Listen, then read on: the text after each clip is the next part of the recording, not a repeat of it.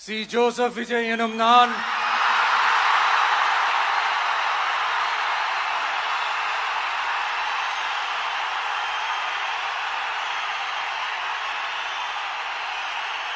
சட்டப்படி அமைக்கப்பெற்ற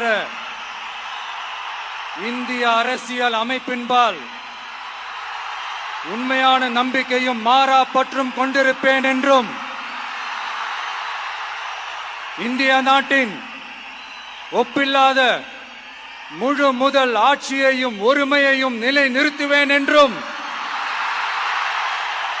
தமிழ்நாட்டு அரசின் முதலமைச்சராக உண்மையாகவும் உளச்சான்றின்படியும் என் கடமைகளை நிறைவேற்றுவேன் என்றும்